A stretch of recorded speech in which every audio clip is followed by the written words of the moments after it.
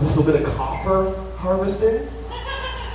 Yeah, it's my second job. And then crying in the bathroom by myself is a third job. We're gonna bring on your next comic, guys. He's super funny. He's been here almost every week. He's my good friend. I'm sure a lot of you know him as well. Give it up for Brian Rusty.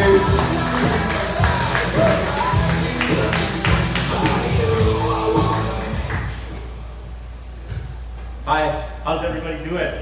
Good? Right on, right on. I know I look like Tom Hardy. Take it in? Okay, maybe Tom not so hardy, but I have some things in common with him.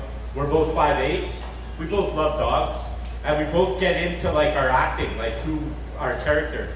Like I want to be a comedian. I'm getting to be a John. Candy or Belushi. I'm working on it. The other day I went to my buddy's house, he was having some beers, and my other friend was having some cocaine. Usually a good story out of him when he's doing that. So they started talking about dolphins. And my one friend, of course, after he sniffed the rails going, dolphins are having sex with humans. And my other friend's like, well, I don't know about that, but every once in a while, me and Mary have dolphin sex. I get her bent over doggy style and I try and stick it in the starfish and she's like, Yeah, so I went down the blowhole and I was like, are people having sex with dolphins? The closest thing I could find was a scientist that jerked off a dolphin to get him to be more like, less aggressive so they didn't have to like lock him up for him humping, I guess, humping her leg. So the scientist would jerk him off, and she said it wasn't sexual, it was sensual. It was like an itch that needed to be scratched.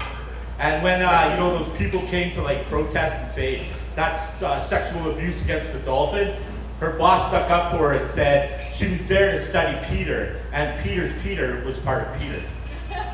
I don't know why they don't teach this in marriage counseling, like your husband's upset, pissed off, uptight, jerk him off. It's science, baby.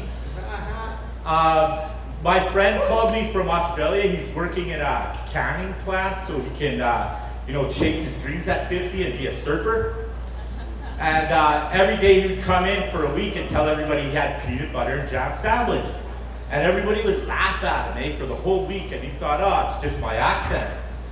So then on the Monday, a guy came up to him and said, top of the morning to you, stop saying jam. It's jelly. We call cum jam in Australia. With girls going out and getting their breast implants and everything, how come men aren't going and getting like their dicks enlarged, like big dick energy? I went for a consultation. It's $10,000. So I said, fuck it, and I got my dick tattooed black. So it looks bigger than it is. I call it a coctical illusion. Yeah. So I know I don't look like it, but I'm a good flamingo dancer. I can see it in your eyes. The only thing you're thinking is that ass is dancing to the fridge in the middle of the night, and that's the only dancing I'm doing. But seriously, I would teach you, but I'd have to charge, because my milkshake brings all the boys to the yard. My girlfriend said I have to quit drinking, because, or we're done, and my doctor said my liver's shot. So I stopped drinking for about 2 weeks. I went to church, I tried AA, I was a mess, I stopped going to work, I was real angry. So I found a way around it, butt chugging. It's where you take a tampon and soak it in alcohol and shove it up your ass. It bypasses the liver and goes right to the colon, so you're drunk instantly. And I figured out a new way. I was using mouthwash, and I thought everything was going good. I could kind of hide the bottles. And then she called me into the bathroom and she was like, where's my tampons going? And what's up with all this empty mouthwash? And I'm like, I don't know. And before I could say anything else, she's like, I know, I've been doing some research. Let me smell your ass. So I got busted. Does anybody need a roommate? How many people have been to jail? Oh, right on. So yeah, I went to jail when I was younger. I got into a fight and I blacked out and I don't remember what happened, but I ended up in jail. And yeah, I sometimes miss it. Racing cockroaches for little Debbie cakes and bags of chips. You know, having your friend there in the shower to pass you the soap. You wash my back, I wash yours. Kind of the little things, you know, playing big spoon, little spoon at night. I guess you could say I was gay for the stay. I was thinking the other day with times changing, you know, like girls are changing into guys, guys are changing into girls. We have shared bathrooms. Why not a new trend, like ball cleavage, you know? Hear me out. A jock-like mechanism that would lift your ball sack and a loop where your dick would go in and get out of the way. And there'd be a small viewing window on your pants, so it'd be like this at the bar, eh? Like girls would be walking by, you'd be like, hey baby. And women would be saying, I love his ball cleavage. Women around me would be like, I love his ball cleavage, but he's still too short.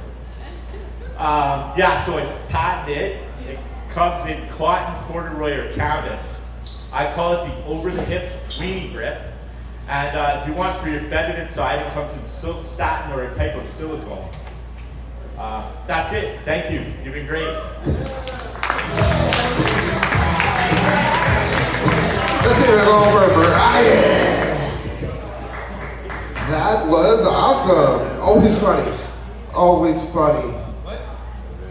I am actually wearing one of those devices right now.